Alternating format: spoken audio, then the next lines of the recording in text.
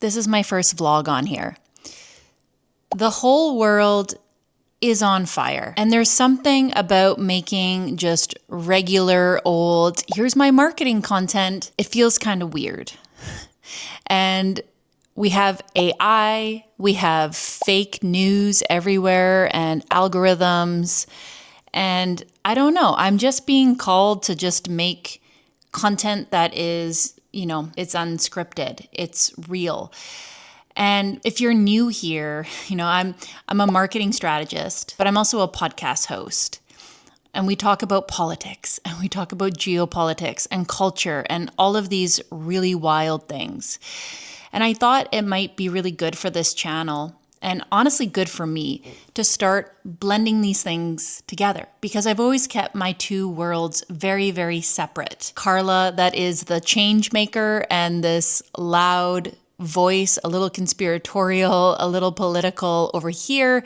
And then over on this channel, we're just going to keep it squeaky clean business. But it's kind of a mistake, I think, to keep these two worlds separate. Because to be honest, every single client that I work with has found me because they share my worldview. They find me because of the podcast. They find me because I'm brave enough to share my opinions online.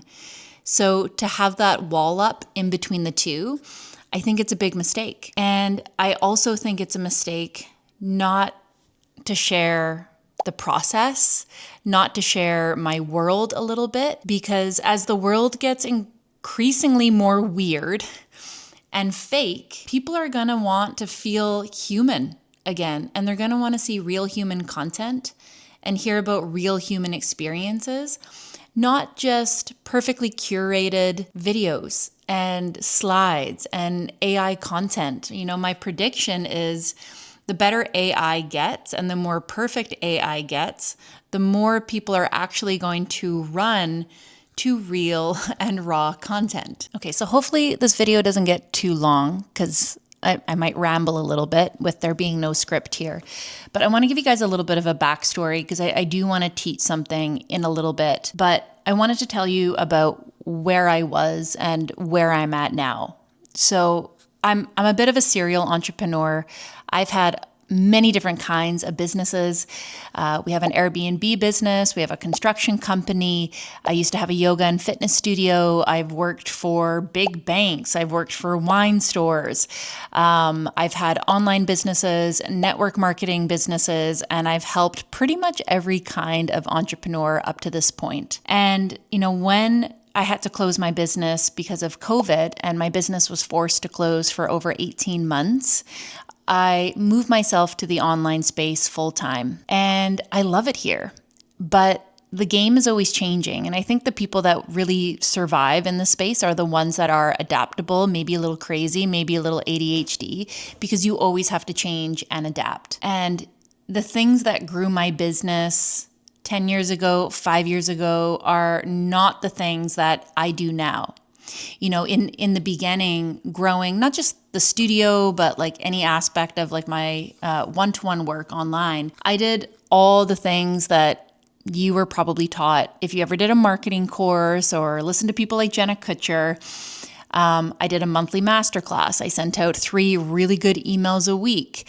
I had all these really good, tight sales funnels. I've done ads. I've done literally everything. And in 2026, I've basically thrown most of that out the window. Now, I'm going to say that with a caveat. I believe that all of those things built up a really strong foundation in my business, and I'm glad I did those things first. And because of the podcast and because of my content, my brand is just at a different level. I wouldn't say that I have a huge brand by any means, but I have about 100,000 followers across platforms now.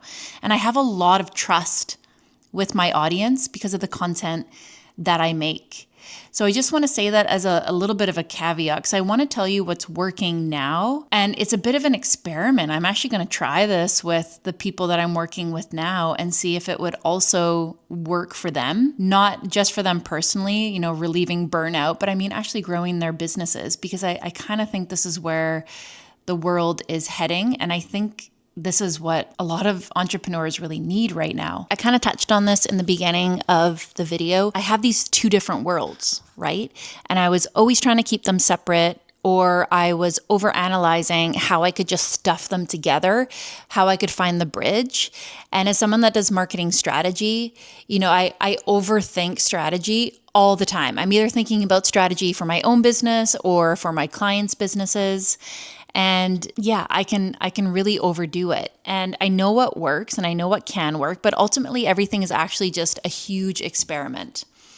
Now, what has been a surprising thing for me is at some point in my business, because of COVID, because of just how busy the company got and the podcast got and everything got, I got really, really burnt out. And I just honestly started getting a little permissive, and I stopped being super strategic at my top of funnel content. So we're talking about like Instagram, short form social media. And I started just being myself. And being yourself is not a strategy per se, because you need to be clear. But what I mean by that, instead of having like these two separate worlds, here's my podcast account, and then here's where I just talk about marketing, I kind of let those two things just start coexisting. And I didn't try and force them together or fit them together. And this is what's kind of blowing my mind, honestly, from a strategy perspective. I feel like it shouldn't work.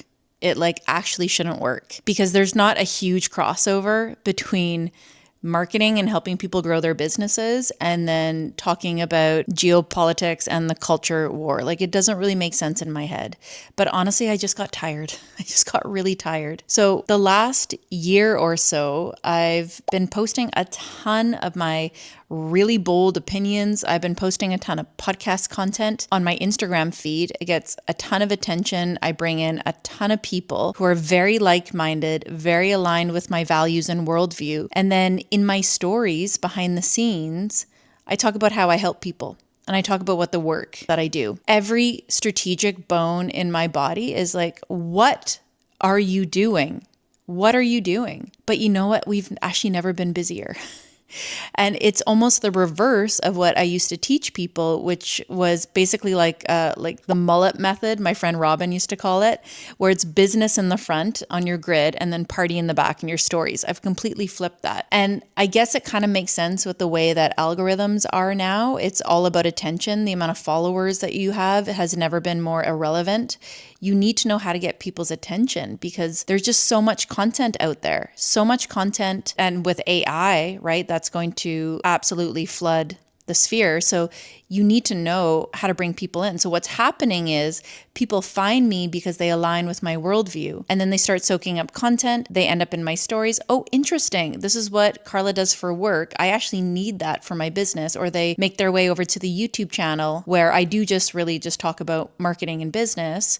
And then they end up wanting to work with us. It shouldn't work. It's a little messy, but you know what? It does. But I'm trying to break down the why more, because again, strategic brain, this is how I work.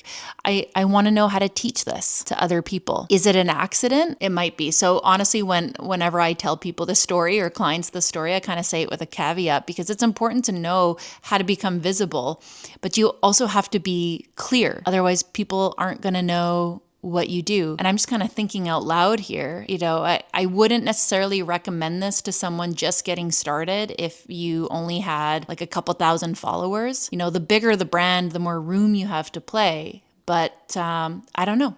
It might be a fun experiment if you feel like, that you just can't get visible right now. It's wild too, because the content that I make over on Instagram isn't always the most professional, but the people who I work with are professionals. Like the bulk of our clients right now are people in finance, lawyers, doctors, which again is just blowing my mind, because you think that they would want corporate, tidy, picture perfect, non-polarizing content. And to be honest, that's not what's happening at all. So again, I'm sharing content that shares my worldview with my audience, content that shows my lifestyle.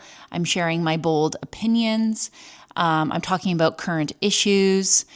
And also what people are seeing is a lot of collaborations. The clients that I work with are really cool. So you're going to see lots of clips of them, the podcast, different interviews that we're doing, which almost, I guess, ends up being a little bit of a testimonial as well. And what I stopped doing at the top of funnel, but I still do here on YouTube, is just trying to make like educational content. That's not the thing that gets attention. So I'm not being super clear about my offer at all. In fact, you kind of have to do some sleuthing in order to even find out what I'm doing. And I'm not doing any ads right now. I've shut down all of my ads. And our business has been growing rapidly just on this organic content. None of the content that I'm making is curated, perfectly edited, professional looking. There's no professional, sexy photo shoots of me like a lot of like online coaches do. None of that. Just real, honest, raw. And when I'm talking about things, they're not random things. They're really important things. They're big things. Again, my worldview. And maybe that's something that you guys could take note of. You know, people want to work with those who align with their value system. Quick little lesson you can take away from that is visibility is more important than ability when it comes to sales. You could be the best in your industry at what you do, but if people can't find you, then it doesn't matter. Now, your business won't continue to grow and scale if you're not good at what you do. You need to be the best. So I'm not about that. That's why I like working with experts, people that actually have a proven method, because ability is super important. You will not continue to scale your business if you are a grifter, if you don't have a tangible offer. Oh, well, my new Osmo died on me. So welcome to the very natural vlog. I was just saying that visibility is more important than ability when it comes to sales. It doesn't matter if you're the best in your industry. If people can't find you, then none of it matters. Now, of course, you need to be able, because your business isn't going to continue to grow if you're not the best in your industry. So you have to focus on that. But I think so many people poo-poo visibility, social media, content, all of these things, and people got to find you. It is super important. And I mean, educational content can definitely still work. If you don't want to talk about your personal life, you don't want to do vlogs, you don't want to share your bold opinions, you can still do educational content if it's interesting. And that is a challenge for a lot of people. You know, just vlog style content, you know, people would think, oh, like nobody cares, nobody wants to see like how I live or even what I think or what my opinions are. And, you know, you'd be surprised. The human in us really appreciates learning about the human in other people. I mean, at the end of the day, I think why this is working is the top of the funnel, short form social media. It has to be about visibility. And then we move on to the next piece, which is nurturing the people that find you, whether that's in the Instagram stories, you build a YouTube channel like this, maybe it's a newsletter or your email list. You know, that's another piece that a lot of people miss. But I see a lot of entrepreneurs really just doing either or, and you got to do both. Okay, come for a walk with me because it's almost the end of April and it's finally turning into spring. You're gonna see there's like a ton of ice, but I'm gonna keep making this video outside because the sun is actually out and it's finally getting warmer. Hello, sun. Okay, as you can see, so we live on an island. Everything's still frozen. And I don't know if you guys can hear that noise. We actually put, it's called a bubbler, in our boathouse so that we can get rid of the ice faster and hopefully be in our boat here soon. But right now we're still literally driving on this road, so it's gonna take some time. The second thing that really blew up the business this year was radically minimizing the things that I do, the things that I talk about, the offers that I sell, the platforms that I use, literally everything. I used to have monthly masterclasses, a low ticket membership, I had a mastermind, and then multiple one-to-one offers. And I got rid of all of that. Right now, I really just focus on our Sovereign CEO Scale program and then one-to-one clients. And I cap it. At 1.2, I actually took my goals and I brought them down a little bit. I minimize my costs, I minimize my platforms, my tech, and I actually even downsize my team, and it's just me. And sometimes I have a video editor that helps me edit my YouTube videos, but that's it. I had a small but mighty team before. They were amazing. And they set me up with some really good systems, and they were really, really good at the work that we're doing. But at one point, the Carla Treadway empire was just getting really, really massive. And there was lots of money coming into the business, but the bills were through the roof. So supporting the team, paying for our ads, paying for all the tech. And again, through that burnout period, I just started taking everything away. And I kind of thought it was going to be the death of my business, to be honest, especially getting rid of these key players. I wasn't super confident that I was going to be able to do a lot of this work myself, but it's actually been really good because it forced me to really dial in all of my own systems. It forced me to learn some new skills. I've been working a ton with things like Claude Cowork, but it really just made me be hands-on. Where prior to that, I was really just focused on sales and then working with my clients. That's it. And then everything to do with the back end of my business, from finances to back end tech, that was all the team. And I was just so hands off. And it's actually been really, really good for me to really know every bit of my business inside and out, to see what was necessary, to see where I needed to cut the fat. And I've never been happier. I've never felt so confident. I have almost no expenses now, almost nothing. And I'm bringing home like 85% of my income right now, which is crazy. Where before it was almost like a 50-50 split, which is kind of scary because sometimes business can be up and down, right? So when you're making tons of money and it's coming in, that's great. But if you have a low month and high expenses, that gets really stressful. We're just cruising now. No, we've never been so busy with client, but there's no overhead. And really, honestly, that feels like freedom. Not me trying to constantly funnel clients in, funnel leads in, because I know I got big bills to pay. Knowing that no matter what happens, like I'm fine. I can float this on my own. And it's been pretty surprising that clients have just been coming in steady. The third thing that I did that has totally transformed my business is I don't sell low ticket anything anymore. The lowest price item that I have is $1,000, and that's for a strategy session. In the past, I had low ticket memberships again, like these master classes, because I guess I'm this like martyr archetype.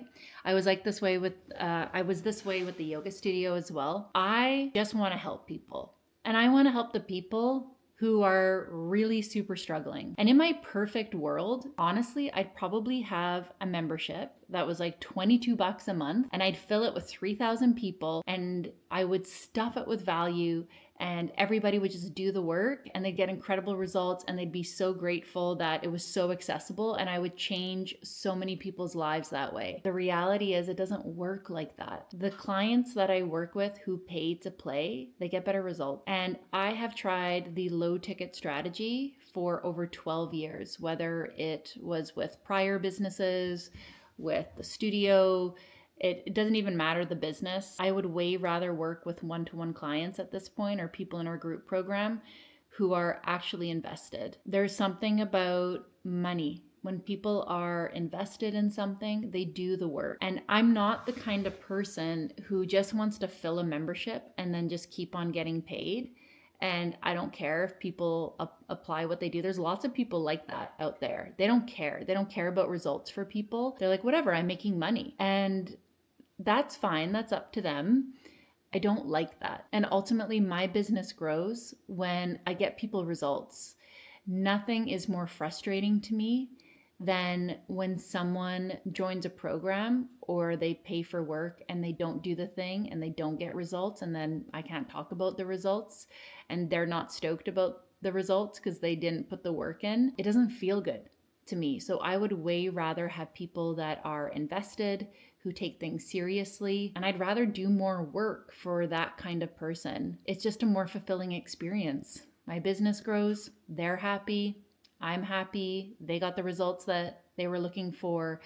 It's a win-win. And I wish humans weren't like that. I wish that they could take free content on YouTube or join a low ticket membership and just radically change their life. And I'm sure it happens, but it's rare. So for my own longevity and for the growth of the business and for better results for people, I no longer do low ticket. And the other problem with low ticket is you're playing the numbers game, and the numbers game sucks. And this is something I caution people about all the time on discovery calls. They'll say, I want to have like a low ticket membership, and we'll talk about like the buy-in, and of course like different offers, different things. Like you can have like a lower ticket fitness membership, for example. People aren't going to pay $1,000 a month to do a yoga class. There's different models, but you have to know when you're selling low ticket that you are playing the numbers game. You need mass amounts of people. So you really need to work on visibility. One of my clients is a YouTuber, for example. She has 300,000 followers.